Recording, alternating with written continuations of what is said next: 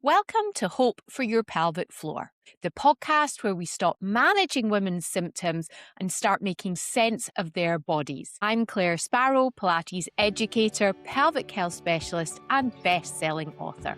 And here we talk honestly about what women are told, what the evidence actually says, and how real change happens. Welcome back to another episode. It's great to be here. I have a small confession to make because I am currently recording this episode for you in Scotland at our cottage way up on the north-east coast of Scotland, way up near John O'Groats. So I am very far away. So I don't have my usual setup and my usual environment, and I'm sitting down, which feels so peculiar. And I really recognized that a few moments ago when I pressed record. I started recording and I felt all confused and weird and it didn't flow. So I abandoned my recording and I have come back to start again. And it's really curious to me thinking about how my environment shapes how I show up here in these podcasts. Now, this desk I'm at is very pretty, but it does not have the capacity for me to stand up in the way that I have it right now.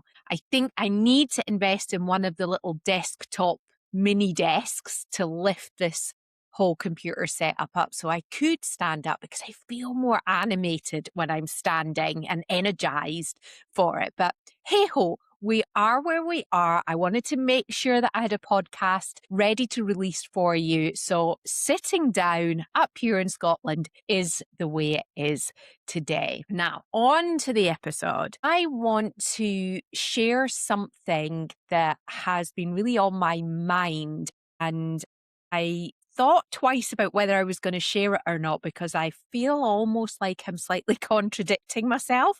But as I explain, I think you'll really understand. And it's about setting goals. And I've always really believed in the importance of goal setting, of getting really clear on what you'd like to achieve. What's the outcome? What is it you're striving for? What's almost the destination of sorts that you're heading to? And in doing so, having a bit of a measure and an idea of where you are right now. Like, what's our starting point? And then what are the steps to get to that goal? And I do still think, I still agree with myself that goals are really important. And yet inside the whole body pelvic health method, it's starting to feel, or it has in my own experience of it for me, because I do this method, I'm not just talking about it, it started to feel more like a way of life or a lifestyle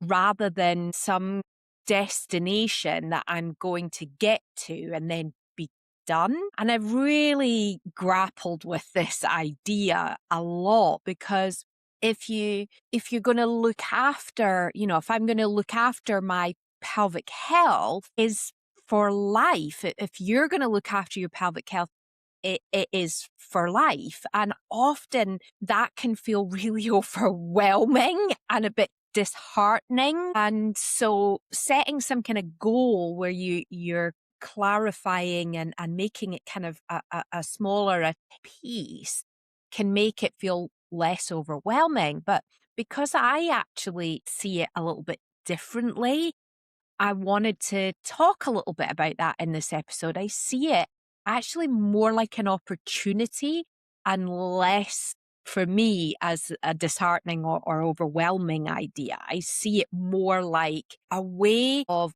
gaining ongoing control, having a sense of feeling ownership and autonomy in my whole body, not just my pelvic floor, my pelvic health, but feeling just feeling good about it, rather than thinking, right, I've got to achieve this goal, and that goal is a measure of whether I have good pelvic health or not. And yes, a goal might be to be able to run a couch to 5K, or do the couch to 5K, or run a 5K, whatever, and do that without having to wear a pad because you're leaking. And that is a reasonable goal. And then what happens after that? What's the ongoing going of that. And for me, I just feel really excited about the opportunity to go to the next level or maintain or just be in that autonomy, that state of autonomy.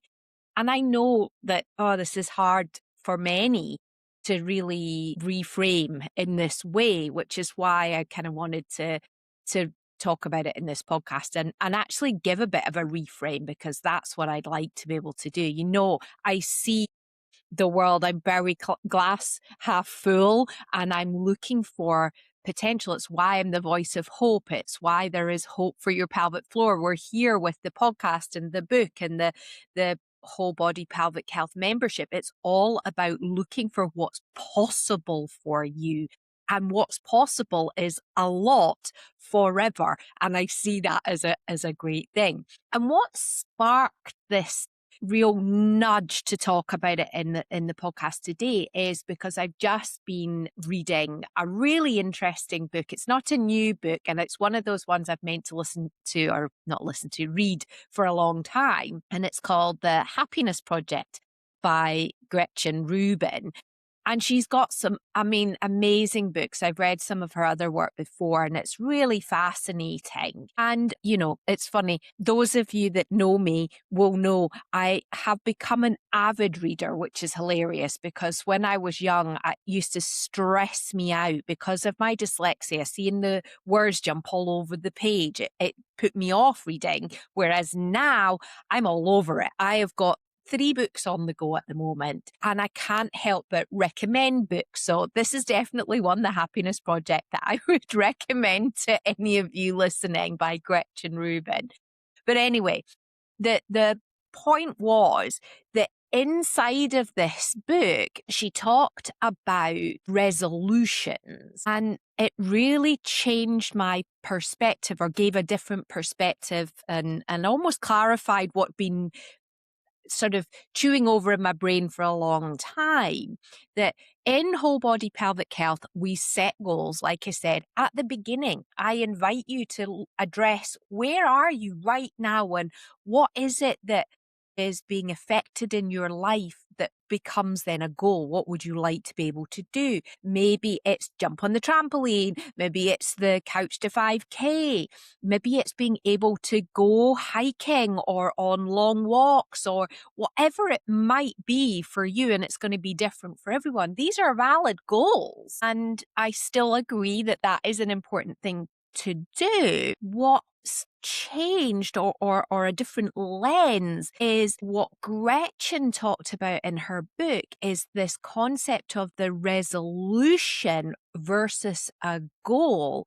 And that sort of flipping a switch. A resolution is just a way of being. It's this way of viewing the world. It's a way of thinking, approaching life, or something like specific, like pelvic health or your pelvic floor. But it's a different perspective, not asking, a resolution is more ongoing as an orientation rather than achieve a thing and then move on. It's more about, how do we continue achieving that thing? And it got me really asking myself, first of all, the question, if I were to set a pelvic floor resolution versus a goal, how would that be different? How would that differ from a goal? And what came up was actually quite clarifying, really quite funny, because what it actually did was give me more depth and more specificity. And of course, that's interesting, because when I teach in the whole body pelvic health method, I talk about setting a SMART goal. We've all heard about our SMART goals and, specific and measurable and all of that. And actually, when I thought about what would my pelvic health resolution be, it got a little bit smarter and less weighty. It felt less, I don't know, there's a heaviness sometimes around a goal where, what if I don't achieve that goal? Is that even possible for me? Those questions and that heaviness that can sometimes come with that kind of goal. However, when I started to think about this invitation to create a resolution. What would my pelvic health or pelvic floor resolution look like? What I came up with was that even a small amount of exercise or thought to my pelvic floor counted. That counts. It doesn't have to be on my mat or with my props or doing a class, for example. It could just be that I take a minute, sat here at my desk, and I do my diaphragmatic breathing. It could be that I stand while I'm brushing my teeth and I think about my heel raises, doing a little lift and lower of my heels, and my pelvic floor joining in as I do that. So that shift from I've talked a bit about this before, that what your pelvic health exercise regime looks like is whatever that looks like for you. It doesn't have to be this very regimented idea. And that just felt like, oh, big weight is coming off my shoulders, that even a small amount counts, that when I lay my head on the pillow at night, I'm not going to feel bad about what I've not done, because I can acknowledge that a little piece, a little thing counts. And that just made a huge difference in my mind. And then the other part, when I was thinking about this resolution, so a small amount counts, and that it's every day, a small amount every day, and that it doesn't have to look the same or even be Pilates. Like I said, like it could be anything that is with the mindset and the focus and the attention to my pelvic health in that whole body sense of it. And then the final part for me, when I thought about this resolution, for me, it's forever. I get to look after my pelvic floor forever. I get to invest in it forever, so that I have more control of my pelvic floor in all the everyday activities that I want to participate in, so that I do feel strong and able and capable. And to feel that way, I know I need to keep this resolution rather than going towards an end point that a goal can sometimes feel like it has. So what my kind of invitation to you then is, if you asked yourself that question, if you asked yourself, what would your pelvic health or pelvic floor exercise resolution be? How does that differ from a goal? And whether you're a whole body pelvic health member or not, just take a moment to really think about that. Or better yet, go and write it down, journal on it. Something that I do every day, and I've started reflecting on this, is my journaling. So I do a gratitude journal, and it was in the journaling that I could acknowledge that I felt really confident, positive, chuffed with myself, that I had reframed to this resolution and could acknowledge that I had done something to nurture and care for my pelvic floor today, and that I can do that every day, because it doesn't have to be some big, huge thing. It can be a small thing, and every small amount counts. And that was really important for me. So then, of course, I write this down in my journal. I feel fantastic. I go to bed and I feel really chuffed that I've been able to do that. So journaling on it, and set a reminder to come back and reflect on this. Reflect on that resolution. Maybe it's every week, once a month, a fortnight, but set yourself that clear reminder so that you can really measure how this is able to impact your life. Remembering that, your pelvic health isn't actually an endpoint, a destination. It really is a way of being.